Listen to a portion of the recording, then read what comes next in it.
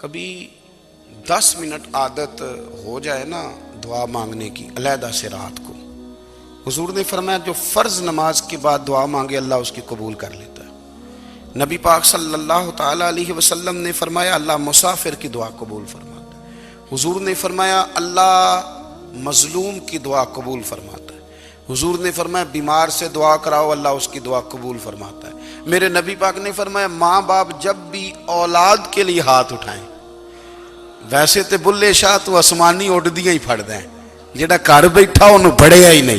حضور فرمانے لگے ماں باپ جب بھی اولاد کے لیے دعا فرمائیں اللہ ان کی دعا کو قبول کرتا ہے۔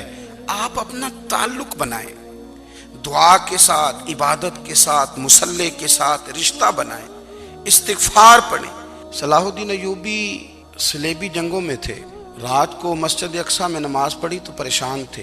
ایک بزرگ سے ملاقات ہوئی تو وہ کہنے لگے کہ آپ بڑے پریشان ہیں۔ کہنے لگے حضور پریشان اس لیے ہوں کہ پہلے ہی مسلمان کمزور ہے، اب میں نے سنا ہے دشمن کا ایک بحری بیڑا وہ جنگی سامان سے بھرا ہوا آ رہا ہے، تو اب ان کے پاس اور تلواریں اور نیزے آ جائیں گے، مسلمانوں کے پاس پہلے ہی وسائل کی کمی ہے، پریشان ہوں کس طرح کر کے مقابلہ کریں گے۔ یہ بات کہتے ہی صلاح الدین ایوبی نے بزرگوں سے کہا حضور آپ بھی دعا کرنا، دعا کی بڑی طاقت ہے۔ میرے نبی پاک نے فرمایا دعا مومن کا ہتھیار ہے، دعا مومن کا حضور نے فرمایا تقدیر کو سوائے دعا کے کوئی چیز نہیں بدل سکتی۔ دعا مومن کا ہتھیار ہے، یہ کافر کے پاس کوئی نہیں، یہ ہتھیار ہے مومن کا۔ اللہ کرے آپ کو سمجھ آئے، پھر سنیں کئی بار کہہ چکا ہوں یہ ہتھیار ہے۔ کافر کے مقابلے میں جو تیرے پاس سب سے بڑا ہتھیار ہے وہ دعا ہے۔ دعائیں کرانی چھوڑ دی، کرنی چھوڑ دی، لینی چھوڑ دی۔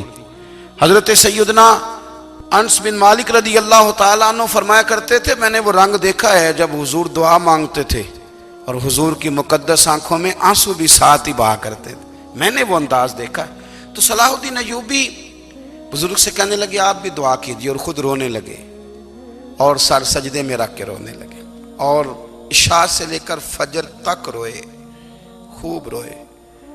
صبح وہ بزرگ آئے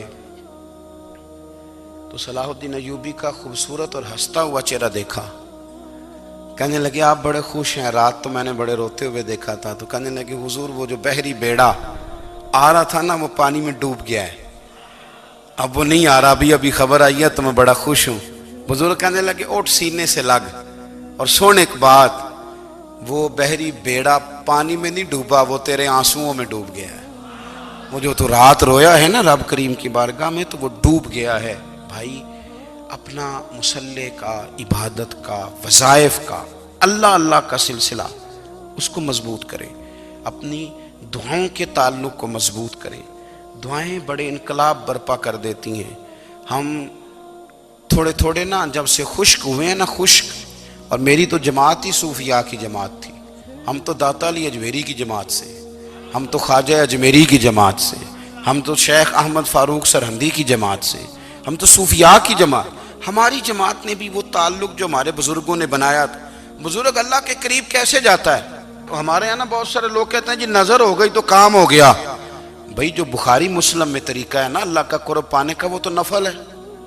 نبی کریم علیہ السلام نے فرمایا بندہ نفلوں کے ذریعے رب کے قریب جاتا ہے، اور اتنا قریب جاتا ہے کہ پھر اللہ اس کی زبان بن جاتا ہے، اللہ اس کی آنکھیں بن جاتا ہے، کان بن جاتا ہے، ہاتھ اور پیر بن جاتا ہے۔ تو یہ تو عبادت ہے، یہ تو اللہ کی بارگاہ کی حاضری ہے جو آپ کو اللہ کے قریب کرے گی۔ تو نماز کو اہمیت دے کے ادا کریں، نمازیں موبائل بند کر کے ادا کریں۔ لیکن نا کچھ لوگ کہتے ہیں مجھے ٹائم نہیں ملتا نماز کا، تو میں کہتا ہوں یہ آپ نے بڑی جرت کی بات کی ہے۔ مجھے کو میرا پیر بھائی کہہ دینا میرے پاس ٹائم نہیں آپ کو ملنے کا، تو میں کہتا ہوں آج کے بعد آنا ہی نہ۔ تو کیا سمجھتا ہے تو بہت بڑا آدمی ہے، تیرے پاس ٹائم نہیں ہے اور ہمیں ملنے کا ٹائم، موج کر۔ تو آپ نے اللہ رسول کو کہہ دیا ٹائم نہیں۔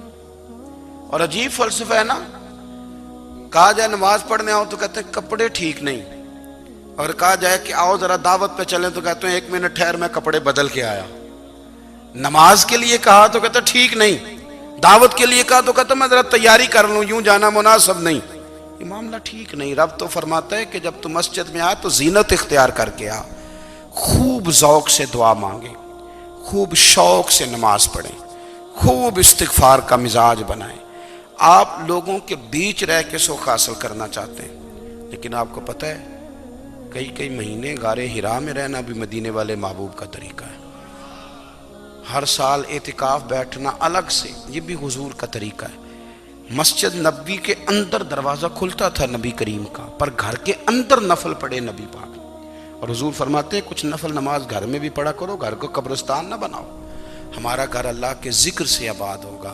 एक सहाबिया है, नाम है उम्मे अम्मारा, जंगे ओहद में जख्मियों को पानी पिलाती, अपने 2 बेटे अपना शोहर लेके ओहद में आई, जख्मियों को पानी पिलाती हैं, मरहम पट्टी करती हैं। अचानक जंग का पासा पलट गया।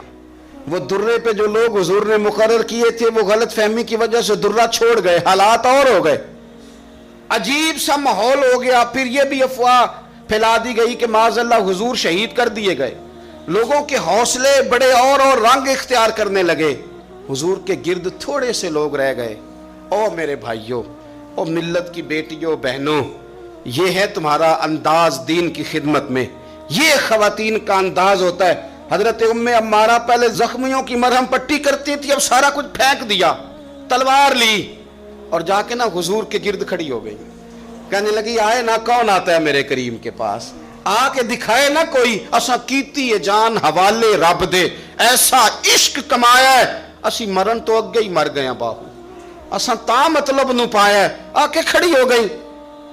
हुजूर फरमाते मैं दाएं देखता था तो उम्मे अम्मारा होती थी, मैं बाएं देखता था तो उम्मे अम्मारा होती थी, आगे देखता था तो उम्मे अम्मारा, पीछे उम्मे अम्मारा। हुजूर फरमाने लगे तू तो बहुत सारे लोगों से सबकत ले गई है, तू तो बड़े सारे लोगों से आगे निकल गई है, उनको जख्म लग रहे हैं, तीर आ रहे हैं, पर खातून होके डटी हुई है। रसूलुल्लाह सल्लल्लाहु अलैहि वसल्लम के सामने खड़ी हुजूर पर आने वाले तीर अपने वजूद पे लेती हैं। ओ मेरे अजीज, रसूल पाक अलैहिस्सलाम ने फरमाया तुझे रब ने बड़ा हौसला दिया है। इतना गहरा जख्म बाजू में आया कि गार बन गई, गार। अल्लाह के प्यारे महबूब ने नजर करम फरमाई। हुजूर ने फरमाया कुछ मांग ले। कहने लगी सोनिया अगर मेरी खिदमत कबूल है तो दुआ कर दे, अल्लाह क़यामत के दिन भी आपसे दूर ना करे, रब दूर ना करे। हुजूर ने दुआ कर दी, ऐ अल्लाह इसको और इसके खानदान को क़यामत में भी मेरी रफ़ाकत देना। हुजूर की दुआ सुनी तो बाहर निकली, फरमाने लगी लोगों लो फिर मैंने अपना मकसद पा लिया है, मैं कामयाब हो गई हूँ, अब दुनिया की कोई मुसीबत भी मेरे ऊपर आए तो मुझे कोई परवाह नहीं, इसलिए कि मदीने वाले ने यहां भी करम फरमा दिया है, वहां भी करम फरमा दिया है। ये ताकतें थी इन खवातीन।